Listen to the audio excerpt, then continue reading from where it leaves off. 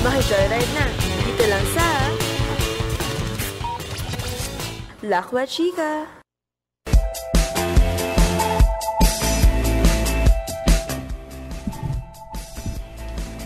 Good morning mga ka-chicks! Isa na namang napakagandang Tuesday po ang hatid sa inyo ng Lakwa Chika. Ako po ang inyong host, ako po si classmate Jel. Ako naman po si classmate Mitch. At ako po si classmate Cholo. Ayan. So, yun, napakainit na naman outside.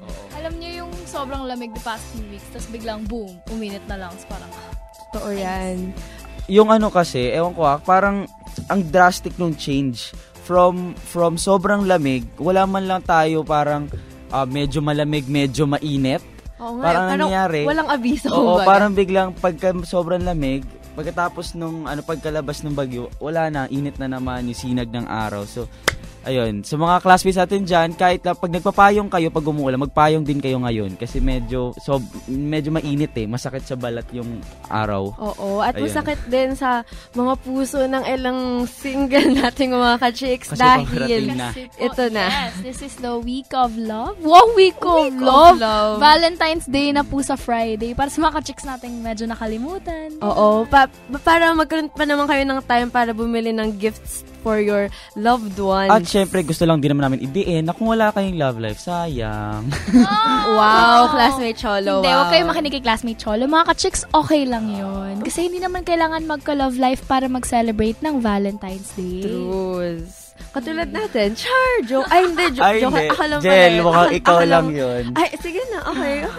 Ayun. Pero syempre, di ba, hindi lang naman ngayon Valentine's Day ang pag-uusapan natin. Dahil marami tayong hatid ngayon dito sa Lakwa Chika dahil sobrang bongga, kumbaga, ng ating guest for this week. Oo, true lalo. Na isa siyang vlogger sa budgetbiyahera.com. Diba? At syempre, ayon na rin sa kanyang site, siya po ay kilala bilang Budget Biyahera. Yes. Huwag na nating patagalin pa ang ating guest for today. I see. Yan si Miss Mai Flores. Ayan. Hello po. Good morning. Good morning po. Thank you for gracing the DZUP station. Yes. Talaga. Ayun. So, syempre, sobrang excited kami dito sa booth, no? Kasi tagal na namin prepare tong episode na to dahil, yun nga, isang travel vlogger, no? Kakaiba sa normal. Kasi po, dito, sa normal po namin na program, oo. Estudyante po or professor ang nagigest namin. So, ngayon, it's really an honor to get you as a travel vlogger. Yeah, thank you. At syempre, parang two birds with one stone na rin to dahil other than the fact na maglalakwatsa tayo, ay may connection ito sa paparating na Day of Love, kumbaga, sa Friday. Dahil ang mga pupuntahan natin, care of si Miss Mai ay 8 wonderful destinations na talagang bagay na bagay for Valentine's Day. Yes, di ba exciting mga ka-chicks? So papatagalin pa ba natin to? Classmate Jel at classmate Cholo? Pero, Miss Mai, pwede ba namin ikaw tawagin dito sa Lakwa Chika na classmate Mai? Oo naman. Oo, kasi syempre, di ba, pag DZUP Radio Circle, classmate ang tawagan natin. Ayun.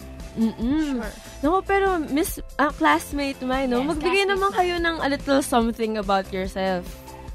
Like educational background. Saan po kayo dito trabaho? Ganyan, parang ganun. Para Actually, alam lang ng ka-chicks natin. Actually, taga-UP din ako dito, Diliman. I graduated from clothing tech. Pero, after 2 years of being in the industry, nag-deviate na ako. Nag-try ako ng ibang career. So, ever since noon, writing na yung career ko. So, till now, I write. So, I get to practice it while vlogging. So, very in tune siya. So, ma'am, question lang po. When did you realize na from being a graduate of clothing tech, 'di ba? Ano po bang clothing tech muna? It's designing po ba? Actually, it's fashion design, pero may science siya. Ayun.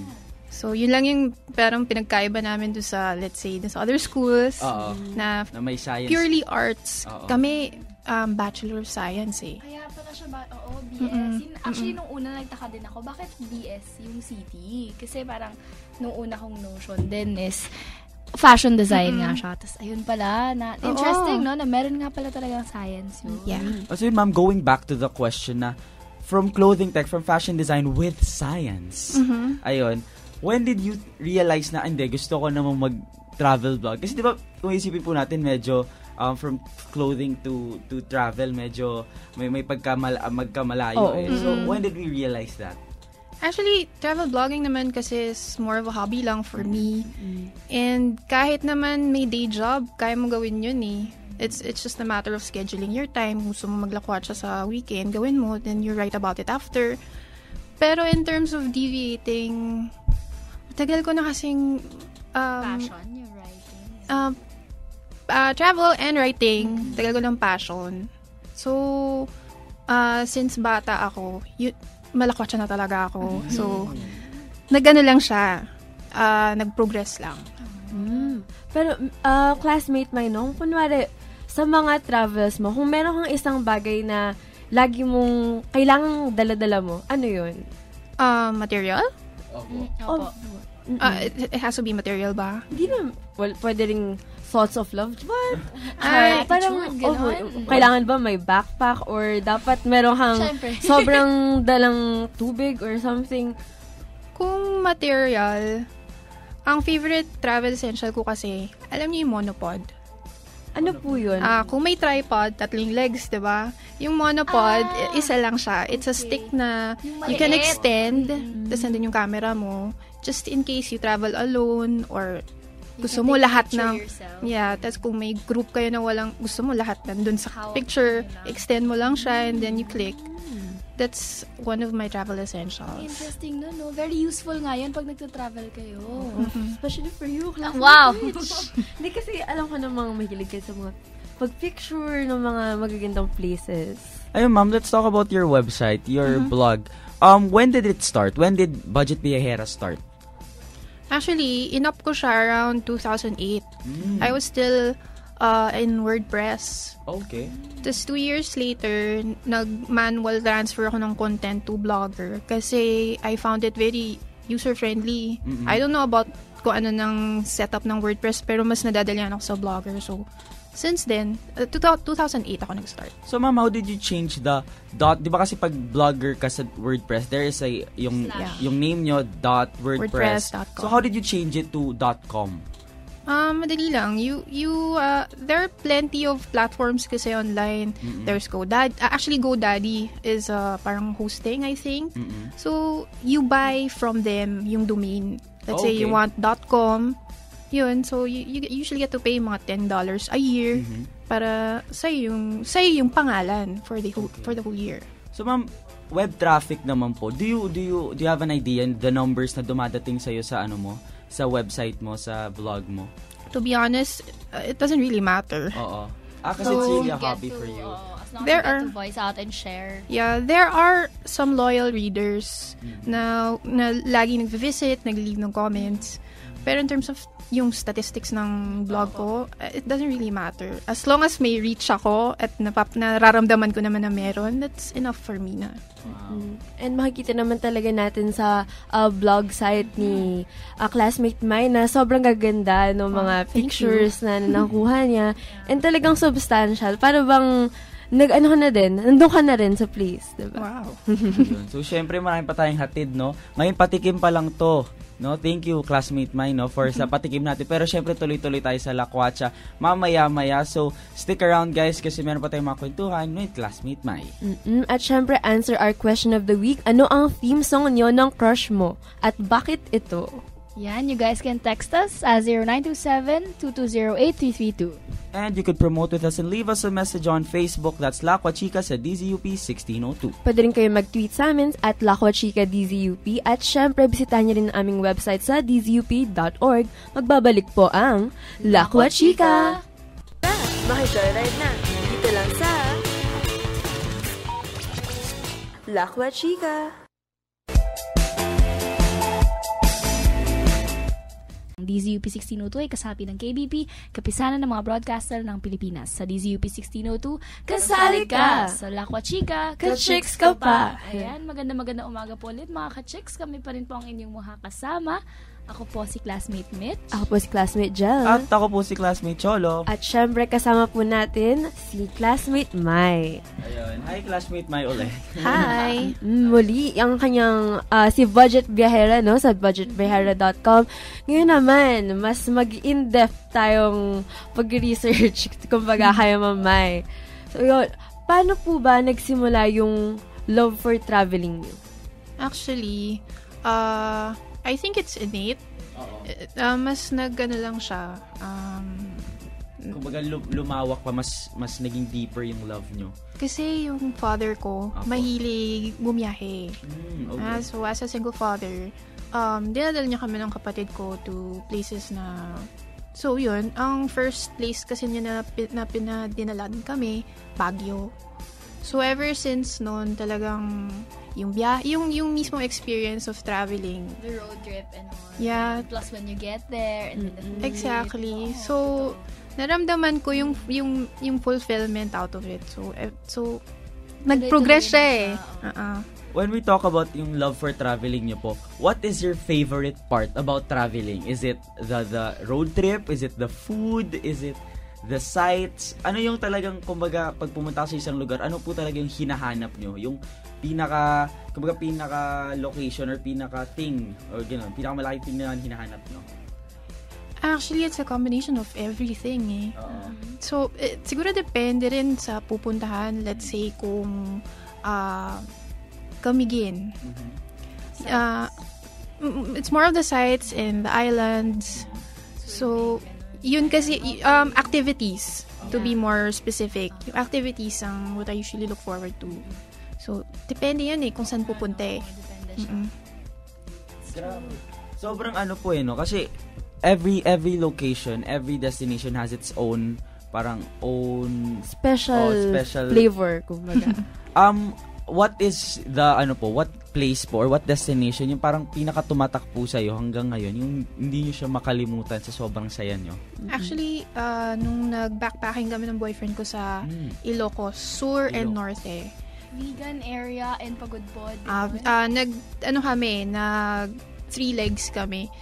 We started with vegan, lawag, tas nagpagudpod kami. Wow. So yun, we did that for like 5 days. Wow. So yun yung pinaka-favorite ko kasi actually marami nangyari. We met not really. We only met one person, yung tourist guide, travel guide namin sa Pagudpod. So, ever since then, yung personal interaction with yung locals, usually, yun yung pinaka-favorite ko pag nagta-travel ako eh. Plus, you get acquainted with their cultures din talaga, no? So, it's nice. So, yung tour guide na yun kasi sa Pagudpod, I promised him na I would blog about him. Kasi sobrang commendable yung service niya. And he was really, he knew what he was doing. So, after ko siya binlog, I think after a few months, maraming readers na nag-comment sa blog ko saying thank you. Kasi if it weren't for me raw, they wouldn't have met ang pangalan pa niya si Kuya Rafi. So, tapos, after a few months din, nag-thank you sa akin si Kuya Rafi saying na if it weren't for me, hindi siya makapaglagay ng wifi sa tricycle niya. Wifi sa tricycle? Yes. Wait lang, bago yun Very novel. Medyo ngayon ko lang din narinig yun. Kasi people are, very into social media na. Sa kahit nagta-travel, gusto mag-update for Square, Facebook, ganyan. Tweet, ganyan. So yung mga guests niya, parang it's an extra mile for promoting him rin eh, na, nakasakay na ako kay Kuya Rafi ngayon, we're going to Bangi Windmills, ganun. Kumbaga parang naging give and take na rin siya, no? Kasi you got the service, the quality service na kinailangan nyo, and natulungan nyo naman siya with his business. Yes. That's how it's supposed to be naman. If pwede naman, why not, diba? Kasi you were satisfied with the service, so why not share it with others para they would experience it as well, plus you're gonna help the person mismo. Exactly. Pero talking about the tour guides po, no? Bilang isang traveler, isang tao na mahilig mag-travel, do you advise that people should hire travel guides, travel agencies to book their travels, to book everything, their hotels? Sure, why not? Kung if you're strapped for time, why not? Kasi for me, I usually don't go for travel agencies. Kasi kaya ko naman siya do it yourself.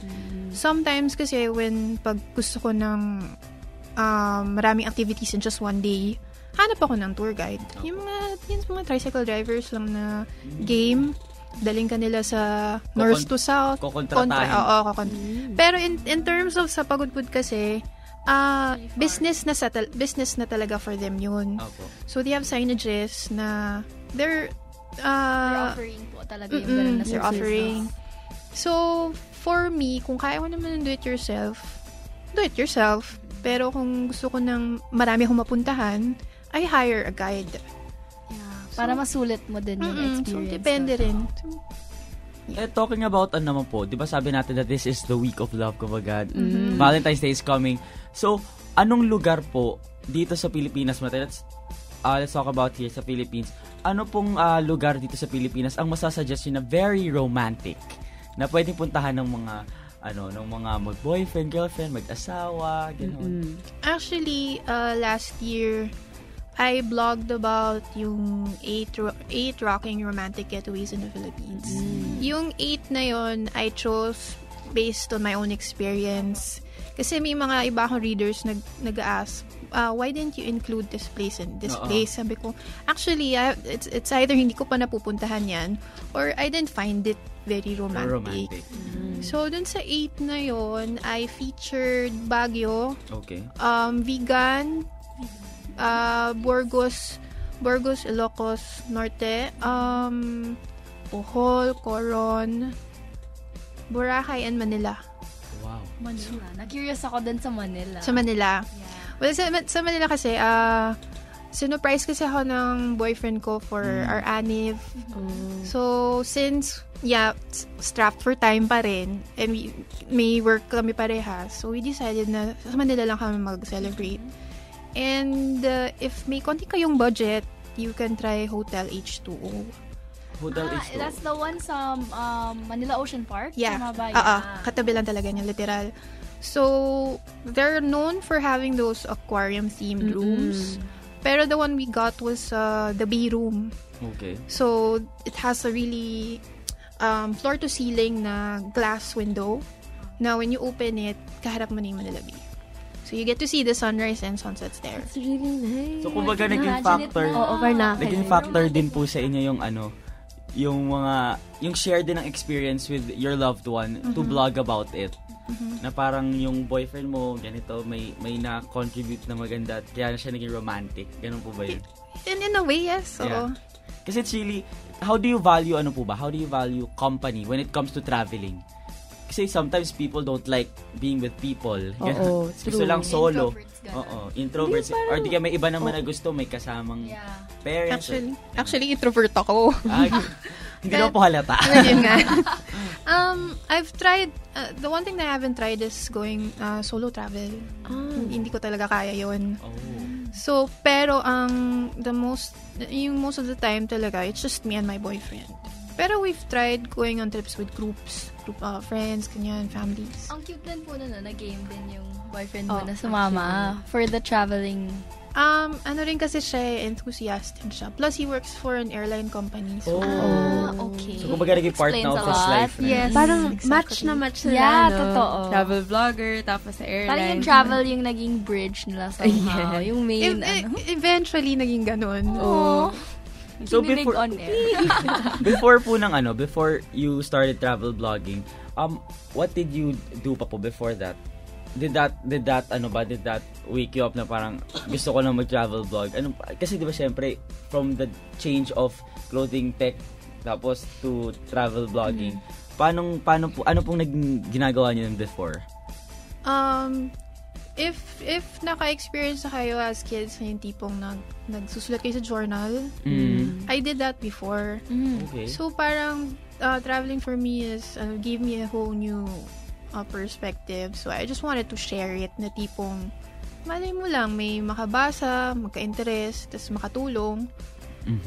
So doon ko na lang sige nga magsulat ako online. Wala namang mawawala sa akin eh. Opo. Para naman sa dun talaga sa mga ka-chicks natin na gustong puntahan yung isang napaka-special place. Bilang nakapag-vlog na kayo, classmate Mai, dun sa 8 Rockin' romantic getaways nga, ano ba yung pinaka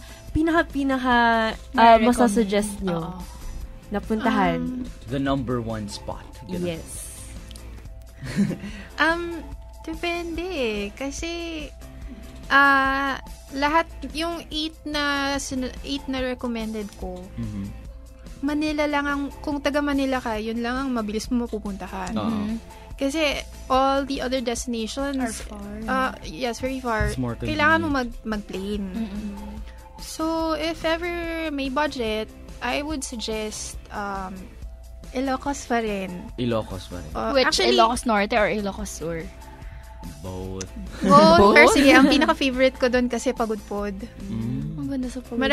Marami kasi akong magandang experiences sa Pagudpod eh. So, pwedeng Pagudpod, kaya mo naman siya i-reach in 12 to 13 hours by bus. Wow. Pero kung gusto mo ng medyo adventure, Camiguin. As in, Water sports. not really. It's more of islands, Island hopping po. Ganun. waterscapes basically. So, yun, doon, romantic doon. Ayun, so yung mga classmates natin dyan na nakikinig, you could, di ba, go there to Pagudpod and to Manila. Sa mga lugar po na nakikita na nabanggit ni classmate Mai, no? Kasi mukhang very romantic nga. And based on experience yun, di ba? So, sobrang saya. Ayun, guys. So, marami pa tayong lakwatsa na pag-uusapan mamaya. Siyempre, we will delve in more dun sa mga sinabi kanina ni classmate Mai. Pero siyempre, magbe-break muna tayo. Yes, stay tuned sa ating Concerned Citizen Attack. At syempre, sagutin nyo na ang aming question of the week. Ano ang theme song nyo ng crush mo at bakit ito? Ayan guys, pwede nyo kaming i-text sa 0927-2208-332. And you can promote with us and leave us a message on Facebook. That's Lakwa Chika sa DZUP 1602. Pwede nyo kaming i-tweet sa Lakwa Chika DZUP at syempre bisitahan nyo rin ang aming website sa dzup.org. Babalik po ang Lakwa Chika! Tara, makijoyride na. Dito lang sa Lakwa Chika. DZUP 1602 ay kasapi ng KBP, kapisanan ng mga broadcaster ng Pilipinas. Sa DZUP 1602, Kasali ka! sa Lakwa Chika, ka-chicks ka pa. Ayan po. Hello mga ka-chicks. Kami po ulit ang inyong mga hosts. Ako po si classmate Jel. Ako po si classmate Cholo. Ako naman po si classmate Mitch. At syempre kasama po natin si Budget Viajera, si classmate Mai. Hello. Okay ka pa naman po? Yes, Oo. okay na okay. Nag-enjoy ka naman po ba dito? naman. Hindi ka naman po namin hinaharas, di ba? Hindi naman.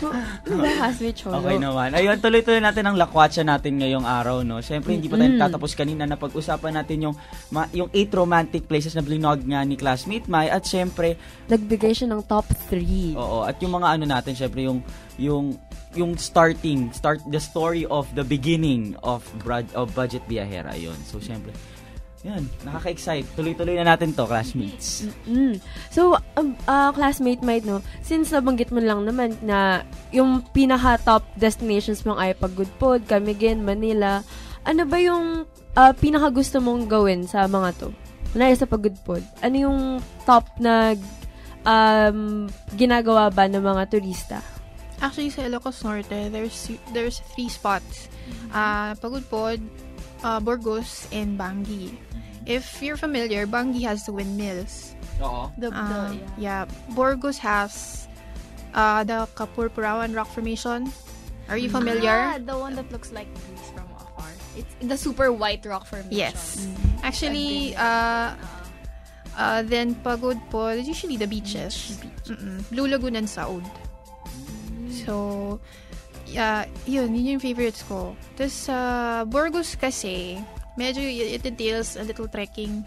Yeah. Kasi hindi, medyo uneven yung terrain nun eh. Kaya may baby horse. Pero may ponies. May sila. horse, Oo, meron, pero, diba? ang corny. Nilakad namin. Eh, kaso nga lang yung, when we visited nung 2012, may part na sarado na. Hindi ka na pwedeng makyat. Kasi people were vandalizing certain areas kasi. So, Pero- preservation na din. Preservation, pero we were lucky enough to makakuha ng spot doon na nakaupo kami. Tapos, yun nga, kita namin South China Sea. So, ganda. Very romantic. Very romantic. Ayun, let's be more personal. Okay lang po ba Oo yun? naman.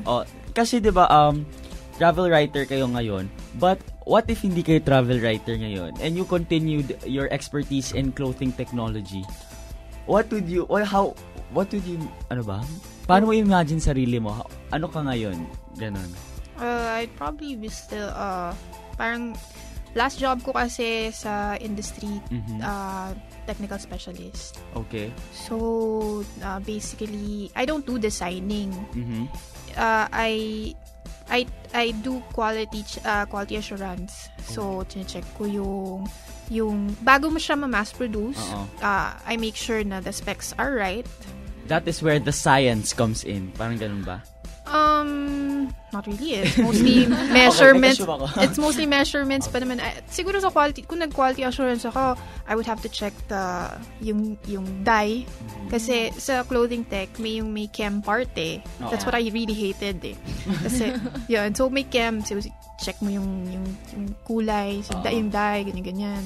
May mga burning test pa yan. Malaman kung anong fabric talaga yung ginamit. Mga ganun. So you would see yourself still doing that if you weren't blogging right now? I could probably do both at the same time. Pero how did your expertise in clothing tech influence your travel, your writing? Wala talaga. Wala talaga. So, yung love mo lang talaga for traveling. You don't blog po like place where sobrang ganda ng mga damit, ganun, hindi. No. Hindi siya influence talaga at all. Pero recently kasi medyo nagbabalik loob ako sa Clothing thing. Hindi naman, in some aspect. Gusto ko kasi mag-business. And ang main material na gagamitin ko is indigenous textiles. Wow. So, yun yung part na medyo balik loob. And I had a recent trip to Baguio sa Easter weaving. Ooh. That's where yung meron dun yung talagang on hand, real-time process ng pag-weave.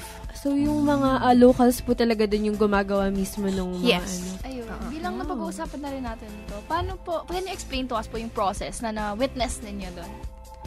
Actually, it's very complex eh. Oo. Even before nasa college pa ako, hindi ko siya nakita ng yung up close. So first time kong nakita ng weavers na sa Baguio, sa Easter weaving kasi they have this wooden machinery na talagang manual yung work. So Yung parang may strings. I'm not sure if they call it a loom. Okay. Pero yeah, siya eh. Sobrang hirap niya explain eh. Kahoy, and then they have threads hanging, tas may mga nakaikot, nakarolyo. Yung sa kahoy, yung Ginagano up, down, nila eh. up, down. Up, down. Tapos they slide a wooden block pabalik-balik ng ganyan. That's how they weave the design. So, ganun. That's hard. Oo. Sounds hard. It sounds hard, pero syempre talagang pinapahalagahan to kasi other than the fact na napapreserve kumbaga yung heritage nila ay in the fashion industry, no, nagiging trend na to yung mga indigenous materials. And it's not only a part of the fashion industry but also a part of their culture. True. Diba? So it's very overwhelming to think about that na Yeah. the process of it all. Pero di ba po you titled yourself as the budget viajera. Now, what are the disadvantages of traveling on a budget? Traveling on a budget, isa lang naisip ko. Kasi when people hear the word budget. Kasi they initially react to it as cheap. It's not cheap. It's budgeting is allocation eh. Oo. So for me when I plan a trip, ni-research na mabuti magkano ba tong place na tutulayan ko, so I can account for it at mapag-savean ko na mabuti. Yung disadvantage lang siguro for having a budget is sometimes magigipit ka. Limiting siya. Hindi naman limiting kasi minsan lang naman nangyari sa akin eh. Although, may buffer naman ako. May ATM ako eh. Kung kakailanganin. Spare. Pwede. Spare. Oo. Oo, yun naman. Yun lang eh. So, yung budget po natin, talking about the budget, how much po ba ang parang Average. average natin if we're traveling? Like, at least dapat may ganito ka para hindi ka man lang magkulang. In general po. Depende pa rin eh. Sa place talaga. Depende. Kasi depende kung ilan yung hotel or inn na tutuluyan mo, how Kulang many days, meals ang kakainin mo, or how many activities ang gagawin mo. Depende pa rin talaga eh. So, bilang isang budget biyahera, ano yung goal nyo po na gustong makamit every time you travel? That you want to make sure na mabablog mo siya dahil, kumbaga, What you want to impart to nakuha mo your na siya. readers po. Parang ganun. Sometimes, oftentimes kasi, may mga places kasi ako na napuntahan na ng ibang vloggers eh. So, I try to think of a way to vlog it in a different way. Let's say, yun nga yung sa Pagudpod, I wrote about the locals, especially the tour guide. So, I always try to bring something different to the table. Oo. So, yun yung ano. Although may goal ako ngayon na to always travel with a cause Travel in with a mind. cause. So, When we talk about travel with a cause, paano po siya? Can you... Expound. Oo. you want to be more thoughtful in terms of tourism. Okay. Kumbaga, don't just blog about the sceneries, kasi marami nang gumagawa niyan eh. Yeah. Blog about the people you meet along the way, what they do. That's a good ano. Ang gusto ko lang tanungin po, kasi na-bring up nyo na eh, sobrang ganda kasi nun eh, na ang dami nang gumagawa nito, na what sets you apart from the other bloggers out there? Yun. First, I try to blog about the people I meet along the way. And I try to help them in the best of my abilities. Blogging with the heart. Yes. Aww. Ayun. Now, that's classmate mine for you, mga chicks. Oh, sobrang nakakatuwa. Medyo na-speechless tayo. Siyempre, tama din naman yun, no? You have to set yourself apart from the different bloggers to actually, di ba, get the center stage, ganun, or to get attention. Yeah, and I just want to add, kasi, di ba, syempre, I had to stick with the name rin eh. So, And the Budget brand. Viajera. Every time I end like a post, there's always a travel expense sheet at the bottom. So, if you want to know how much I spend for that particular trip, you can just click that and then makikita mo na yung breakdown. So, marami din nang hihingi ng copy. Ang ganda din nun. Para at least detailed yung everything, no? Para hindi ma-lost yung Sticking ating with mga the brand, yes. kumbaga. Yeah. Pero mga ka-chicks, balita ko, meron ding hatid na ibang magandang events itong si Calendar Boy natin. Ayan, ano nga bang hatid mo para sa atin, classmate Cholo?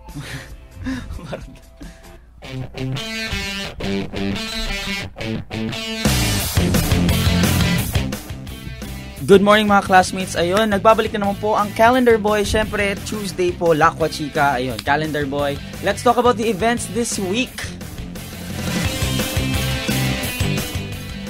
Makilahok po, let us rise and dance for justice. This is the 1 billion rising. This Friday po, 5 p.m. ang assembly sa Sunken Garden.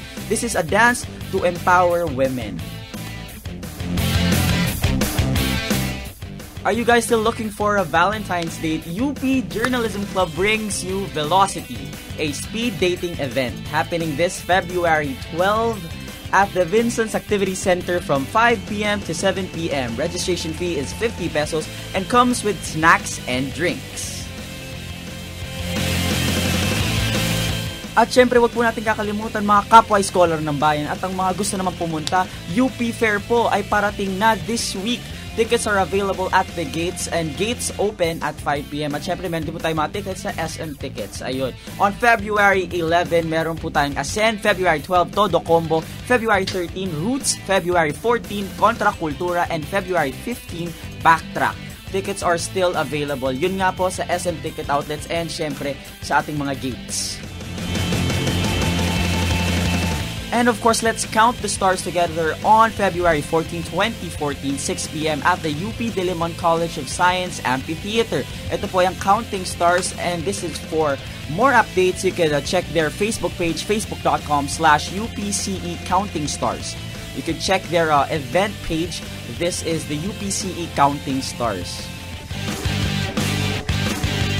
So yun na, paparating na po ang ating Valentine's Day this year. So syempre, i-celebrate ito with our loved ones, boyfriends, girlfriends, sweethearts, magkapatid, mga nanay, tatay, at syempre sa ating mga close friends. Dahil hindi lang naman po ito ang panahon para sa ating mga boyfriends at girlfriends at sweethearts, kundi para din naman sa ating mga loved ones sa buong mundo. At syempre, malay pa kaming ihahatid sa inyo sa pagbabalik ng Lakwa Chika. Tara, makijoyride na. Dito lang sa Lakwa Chika. Good morning mga ka-chicks! Ang oras po natin ay 10:51 ng umaga. Ang DZUP 1602 ay kasapi ng KBP, kapisanan ng mga broadcaster ng Pilipinas. Sa DZUP 1602, kasali ka! At sa Lakwa Chika, ka-chicks ka pa! Yon, welcome back mga ka-chicks dito sa Lakwa Chika. And ako po si Classmate Jal. Ako naman po si Classmate Mitch. At ako po si Classmate Cholo. At ayun na nga, nandito na tayo sa ating last segment. Ayun. Pero syempre, let's recap muna, no? Mga nakuha natin kay Classmate Mai. So, Classmate Mai po, kung hindi niyo po napakinggan kanina, siya po ang ating budget biyahera. At syempre, ang author, ang writer ng budgetbiyahera.com. Yes. At yun. At syempre, dami din niya na-share tungkol sa weaving ng clothing sa Baguio and the places, the romantic places. At syempre, yun nga, what sets her apart daw is traveling With the heart. Ayun. Yes. So, thank you, Classmate Mai, no, sa pag-grace nga dito sa DZUP 1602. Meron po ba kayong gustong ibatiin? Message, yes. Oo, message sa mga fans nyo, supporters, alam ba ng pamilya nyo, nandito kayo? Hindi. So, ano po mga message? Ano pong message nyo sa mga readers nyo? Writers. Readers lang.